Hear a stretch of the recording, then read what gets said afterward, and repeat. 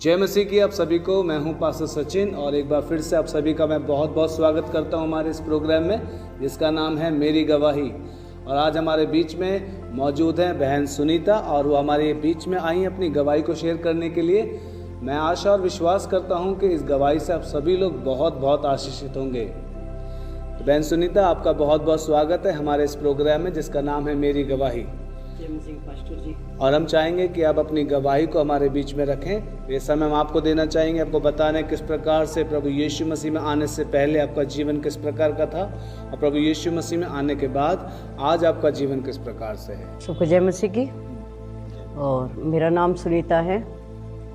मेरा शादी हुआ और शादी के बाद बहुत परेशान रहने लग गई और नहीं पता था कि क्या चीज़ है। जब मुझे पता लगा तो मालूम हुआ कि ये जिंद है।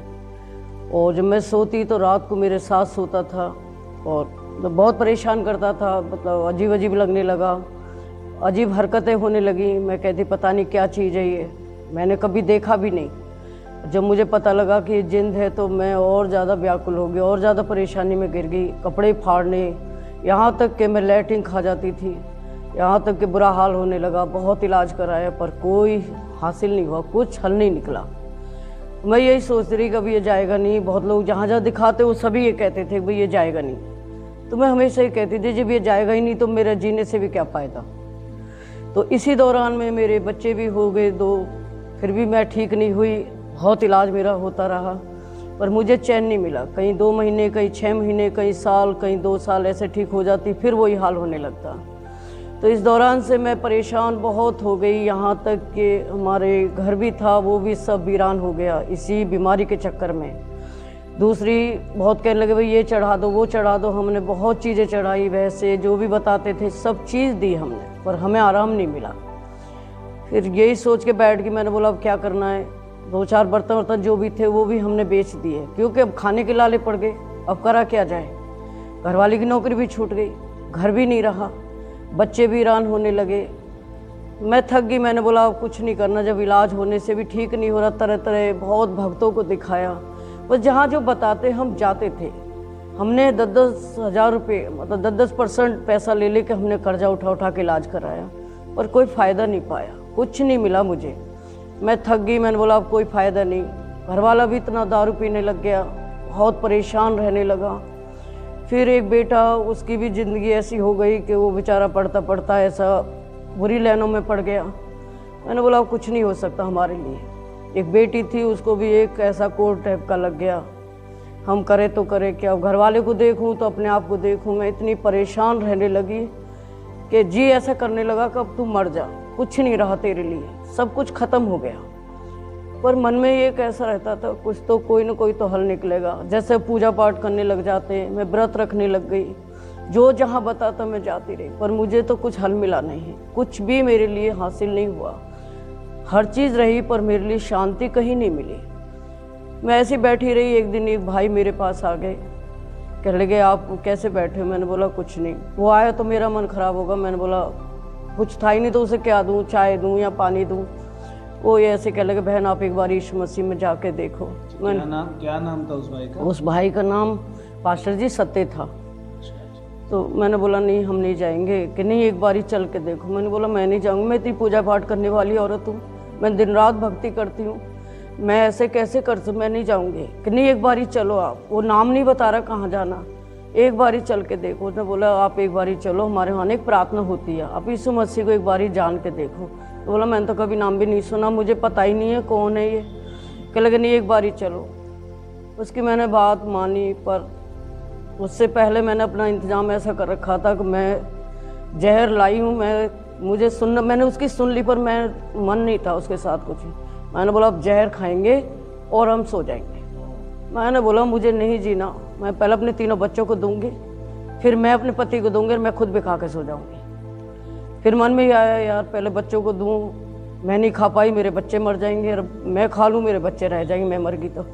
इसी दौरान में वो रात कट गई और कुछ भी नहीं समझ में आया। मुझे नींद आ गई, मैं सो गई। फिर दूसरे दिन वो भैया आ गए, उस दिन आके चले गए। फिर दूसरे दिन आए, बहन आप चलो हमारे साथ प्रार्थना। मैंने बोला मैं नहीं जाऊंगी, एक बार ही चल के दे। वो ज़बरदस्ती दोनों पति पत्नी मेरी हाथ पकड़े और चल दिए लेके। एक बारी आप यीशु मसीह को जान लो, एक बारी जान लो। मैंने चलो देखते हैं। देखने के हिसाब से गई थी पास्टर जी, पर मेरे को ये नहीं था वो प्रभु मेरे लिए बैठा है, मेरा उद्धार लिए। मैं चली गई, मैंने बोला चलो आज यहाँ भी देख लेते हैं। वहाँ गए तो उनके घर में कुछ भी नहीं, ना कोई धूप बत्ती ना घर। मैंने ये क्या है यहाँ, तो बस वही ताली बजाना और जैसे आज प्रभु की स्तुति करते हालेलुया। मेरे को तो वो नाम लेते ही मेरे को अजीब लगने लगा और मेरे शरीर में थरथराहट मचने लगी। मैंने बोला पता नहीं कौन सी भाषा बोल रहे हैं। मैं वहाँ भी बैठी रही, प्रार्थना हो गई सबका। मेरे मन में एक बात आई, जब उस परमेश्वर का एक वचन आया, इधर उधर मत ताक, मैं तेरा परमेश्वर हूँ। मैंने बोला पता नहीं, आज तक तो कोई ऐसी बात सुनी नहीं, ना ऐसा वचन सुना, पता नहीं क्या है ये। तो मैं इसी दौरान में रहती रही। मैंने बोला क्या करूँ, मैं क्या करूँ।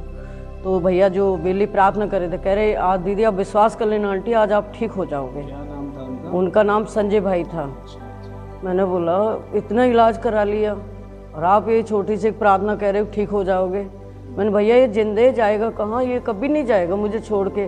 क्योंकि मैंने मुसलमानों में भी गई प्रार्थना करने, सब चीज़ सारे इलाज करा लिए। हमारे में जो बलियाँ होती वो भी मैंने चढ़ाई। मैंने ये जाना पास्टर जी, मैंने कैसे अपना पेट काट काट के कर्जा कर कर के अपनी ज़िंदगी, पर मुझे चैन नहीं मिला। मुझे हमेशा ही लगता था आखिर है क्या। 2-4 दिन हट जाता, फिर वो सो जाता, फिर आ जाता, फिर वही गंदी गंदी हरकतें होती थी। मैंने बोला मैं जी नहीं पाऊँगी। फिर मुझे एक और एहसास हुआ, मेरी बेटी के साथ ही होने, उसने बोला मेरी मम्मी मेरे को एक सपना दिखता हो, मेरे साथ ना कोई आदमी लेट जाता है।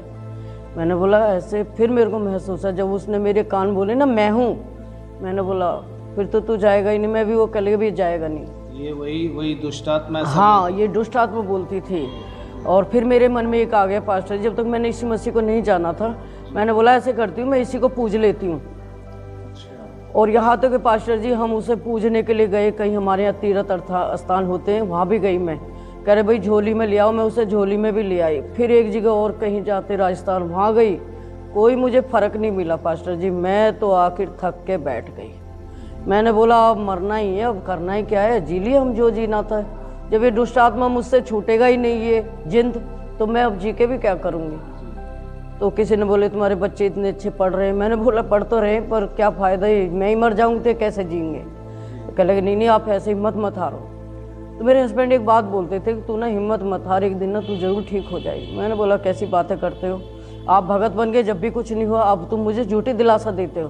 आपके पति भगत थे? हाँ भगत बन गए थे मेरे ही कारण। मतलब कोई किसी की भक्ति करते जी थे? जी जी, वही उनके अंदर भी सर वही दुष्ट आत्माएं थी, उन्हीं से वो करते थे। पर कुछ नहीं फर्क पड़ा। मैं बहुत परेशान हो गई। लास्ट में मैंने बोला अब कुछ नहीं हो सकता मेरा।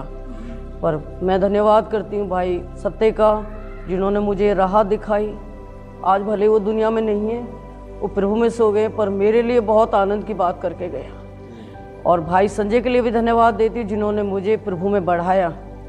मुझे बहुत ज़िंदगी दे दी उसने जीने के लिए। यदि वो जहर खा जाती तो आज ये था पास्टर जी, आज मेरे बेटे भी पास्टर नहीं बनते और हम पति पत्नी भी नहीं जी पाते, क्योंकि आज मेरे घर वाले ने दारू भी छोड़ दी। और आज मेरी बेटी ठीक है, 2 बच्चों की माँ है, और आज मैं भी बिल्कुल ठीक हूँ। परमेश्वर ने मुझसे एक आवाज़ मारी कि तू मेरे लिए है। मैंने बोला प्रभु तू कहे मैं तेरे लिए क्या करूं, तू लोगों को बता। जिस दिन से प्रभु को जाना उस दिन से मैंने ट्रैक बांटने शुरू करे, और चाहे बस हो, चाहे पुलिस वाले हों, चाहे कोई थानेदार हो, मैं नहीं डरती। उन्होंने बोला कि आप धर्म का प्रचार करते हो। मैंने बोला ये धर्म नहीं है, ये सच का प्रचार है। और हम आपके लिए भी दुआ करते कि आप देश के लिए इतना समर्पित रहते हो। वो कह लगे वो तो ठीक है, पर ये मैंने कि नहीं सर धर्म नहीं है, मैं ठीक हो गई हूँ। तो उन्होंने बोला आप कैसे ठीक हो गए। मैंने बोला सर एक औरत कपड़े फाड़ती थी, एक औरत जंगल में भाग जाती थी कपड़े उतार उतार के। नहीं, गोबर पड़ा रहता हमारे गांव की साइड में, दिल्ली में तो मैं नहीं देखती पर गांव में बहुत पड़ा रहता है। मैं वो गोबर खा जाती थी, यहाँ तक कि इसलिए मैंने अपनी लैट्रिन करी और उसे ही खा लिया। आज चाहे लोग कुछ भी कहें, पर मैं एक बात जानती हूँ, मेरा परमेश्वर सामर्थी है। उस खुदा ने मुझे जीवन दे दिया जीने के लिए, और मैं हर एक से कहती हूँ जियो। आप जीवन जीने के लिए दिया है परमेश्वर ने, मरने के लिए नहीं दिया। हम मरेंगे और शरीर में मरेंगे, हमारी आत्मा तो परमेश्वर के पास जाएगी। इससे बड़ी खुशी मुझे कुछ नहीं है पास्टर जी कि आज मेरे 3 बच्चे बहुत सुंदर हैं, बहुत अच्छे हैं प्रभु में, और मैं भी परमेश्वर में जो मेरे बस की मैं प्रभु के साथ समर्पित हूँ। ये मेरी बहुत बड़ी गवाही है।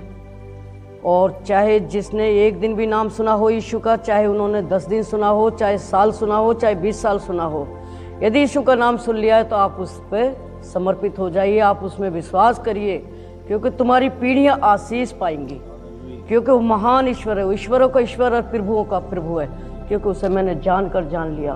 फिर का वचन कहता है ना, चक्कर देख यहोवा कैसा भला है। मैंने चखा ही नहीं, मैंने तो उसे अपने आप में समा लिया, क्योंकि वो महान ईश्वर है। धन्यवाद बहन, अच्छी सबको जय गवाही मसीह के लिए। की। सचमुच बहुत अच्छी गवाही थी। देखा मेरे प्रियो, इस गवाही से हम कितने आशीषित हुए। बहन सुनीता की गवाही से आज हम सीख सके कि प्रभु यीशु मसीह हर एक असंभव कार्य को संभव कर सकते हैं, और किस प्रकार से वो एक दुष्ट आत्मा से ग्रसित थी, उनका जीवन कितना बेकार हो चुका था, वे नष्ट होने के कगार पे जा रही थी, लेकिन प्रभु यीशु मसीह ने इसी भाई के द्वारा, जिनका नाम सत्य है, और भाई संजय के द्वारा और उस कलीसिया के द्वारा इस बहन को परमेश्वर ने आज़ाद किया। और आज वो बताती हैं उनके बच्चे भी सेवकाई में हैं, और वो खुद एक अच्छी सेवकाई करती हैं, वे सुसमाचार प्रचार की सेवकाई करती हैं। मेरे प्रियो, मैं आशा और विश्वास करता हूँ कि इस गवाही से आप सभी लोग बहुत बहुत आशीषित हुए होंगे। एक बार फिर से हम आने वाले समय में एक और अच्छी गवाही के साथ प्रस्तुत होंगे। तब तक के लिए आप सभी को जय मसीह।